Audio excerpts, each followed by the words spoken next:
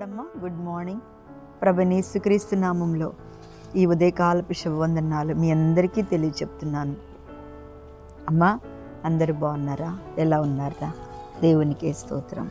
ఉపవాస దినాలలో ఉపవాసం ఉండి ప్రార్థన చేస్తున్నారా? అలాగనే ఒకవేళ ఉపవాసం లేకపోయినా ఏం బాధ లేదు, ప్రార్థనే మనము జీవితంలో ముఖ్యం. ఉపవాసం ఉన్నామా లేదా కాదు, ప్రార్థన అనేది ఎంత ప్రాముఖ్యమైనదంటే, ఏదో ఈ రోజున ఉపవాసం ఉంటాం కానీ మన జీవితకాలం అంతా కూడా ప్రభు సన్నిధిలో మనం చేయగలిగింది ఒకటి ఏంటంటే ప్రార్థన. ఆ ప్రార్థనే మన బ్రతికిస్తుంది. ఉపవాసం ఉండి ప్రార్థన చేస్తే కొన్ని కఠినమైన కార్యాలు దేవుడే జరిగిస్తాడు. కానీ ఉపవాసం లేకుండా ప్రార్థన చేసినా తప్పకుండా మన పరిశుద్ధాత్మ దేవుడు, మన ప్రభువు, దయగలిగిన దేవుడు తప్పకుండా మనకి సహాయం చేస్తాడు. అంత మాత్రం చేత నేను ఉపవాసం ఉండలేకపోతున్నాను, నా వల్ల కావట్లేదు, నాకు చేత కావట్లేదు, నాకు చూస్తే ఉండాలని ఆశ ఉంది కానీ నాకు ఏదో ఒక అనారోగ్యం ఉందని బాధపడుతున్నారా? అస్సలు బాధపడబాకండి. ఎందుకంటే ఉపవాసం ఉన్నా లేకపోయినా దేవుడు ఎప్పుడు మన దగ్గరే ఉంటాడు. ఎప్పుడు ఆయన ఒక భక్తిగా, భయముగా దేవునికి మనం భయపడుతూ, దేవుడికి ఇష్టం లేని కార్యాలు చేయకోకుండా భయముతో, భక్తితో, విధేయతతో మనం ఉన్నట్టయితే తప్పకుండా దేవుడు మనల్ని ఎంతగానో ప్రేమిస్తాడు, ఎంతగానో ఆయన మనలను ఆదరిస్తాడు, ఆశీర్వదిస్తాడు. ఆమేన్. హల్లెలూయా. మంచిదిరా, దేవునికి మహిమ. ఈరోజు దేవుని వాగ్దానం యెషయా గ్రంథము 44వ అధ్యాయము 1వ వచనాన్ని చదువుతున్నాను. అయినను నా సేవకుడు వగు యాకోబు, నేను ఏర్పరచుకున్న ఇశ్రాయేలు వినుము. నిన్ను సృష్టించి గర్భంలో నేను నిర్మించి నీకు సహాయం చేయవాడైన యెహోవానగు ఇలాగూ సెలవిచ్చుచున్నాను. దేవునికే స్తోత్రం. చక్కటి మాట. నిన్ను సృష్టించి గర్భంలో నిన్ను నిర్మించి నీకు సహాయం చేయవాడనైన యెహోవా ఇలాగూ సెలవిస్తున్నాడు. ఏంటంట? దేవుడు ఆయన గర్భంలో, మనలను గర్భంలో ఉన్నప్పుడే దేవుడు ఏం చేశాడంట? ఆయనే మనలను సృష్టించాడు. నిజంగా తల్లిదండ్రులలో దేవుడే మనల్ని సృష్టించాడు. మన సృష్టికర్త ఆయనే కదా. ఆదాముని ఏ రీతిగా మట్టితో తయారు చేసి దేవుని ఊపిరి పోసాడో, మనకు కూడా దేవుడు ఈ ఊపిరిని పోసాడు. నేను ఎప్పుడు ఒక మాట చెప్తాను.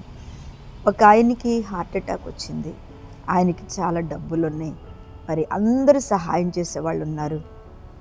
ఏ నిమిషంలోనైనా ఆయన చేపట్టుకుని బ్రతికించుకోగలిగిన సమర్థత ఉంది. కానీ ఆయన ఆసుపత్రిలోకి వెళ్ళి, లోపలికి వెళ్ళి, డాక్టర్ దగ్గరికి వెళ్ళి ఆక్సిజన్ పెట్టిన వెంటనే ఆయన చనిపోయాడు. అదే తెల్లారిన ఇంకొక అమ్మాయి ఉంది. వాళ్ళు చాలా బీదవాళ్ళు, విధవరాలు, ఆమె దిక్కులేని వాళ్ళు. ఆమెకి పిల్లలు కానీ అసలు ఎవ్వరూ లేరు. ఒక చెల్లి మాత్రం ఉండేది. కానీ చాలా ఇళ్లల్లో పనులు చేసుకుంటూ, అప్పుడు కూడా కొంచెం హెల్త్ బాగోక వాళ్ళు గుండె చూపించుకునే స్థితి కూడా వాళ్ళకి లేకుండా ఆమె ఆ ప్రేయర్లు రాసుకుంటూ ప్రార్థన మీద ఆధారపడి ఉంది.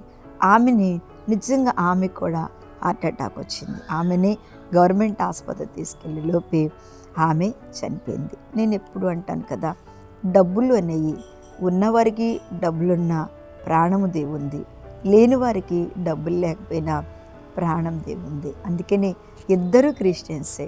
వాళ్ళు భక్తి పరులే, ఈమె భక్తి పరురాలే కదా.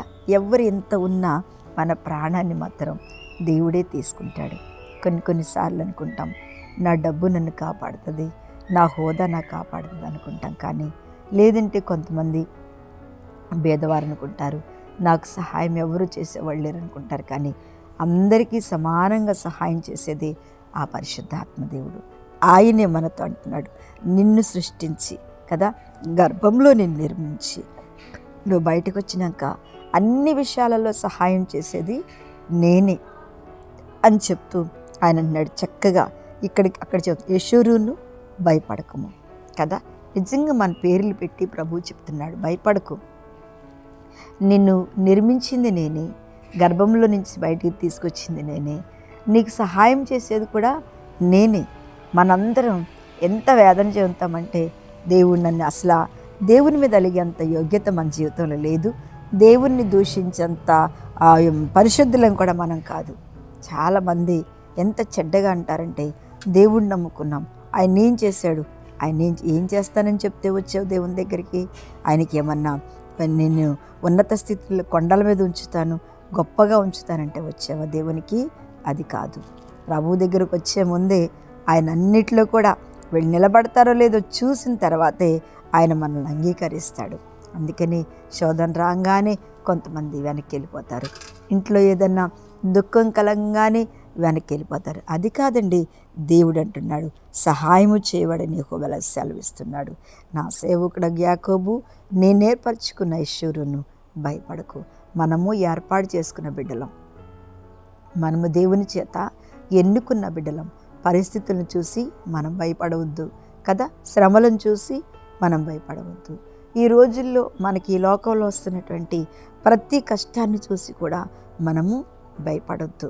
ఎందుకంటే ప్రభు ఎన్నో మార్లు బైబిల్ గ్రంథంలో చెప్పాడు, నీకు సహాయం నేనే చేస్తా, నేను ఊపిరి నేనే పోసా, నువ్వు నాతోనే కలిసి ఉన్నావు.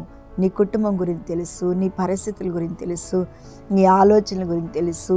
నీకు దేవుడు ఎప్పుడు ఏ సమయంలో ఏమి ఇవ్వాలో మన ప్రభువైన యేసుకు తెలుసు. కాబట్టి తప్పకుండా నీ కొరకు దేవుడు అన్నిటినీ సహాయం చేస్తున్నాడని చెప్తూనే ధైర్యంగా ఉండమంటున్నాడు. బాధల్లో, వేదనలో, కష్టంలో, శోధనలో, ఇరుకుల్లో, దుష్టునిలో నుంచి కూడా మనం ధైర్యంగా ఉన్నట్టయితే తప్పకుండా దేవుడు మనకు సహాయం చేస్తాడు.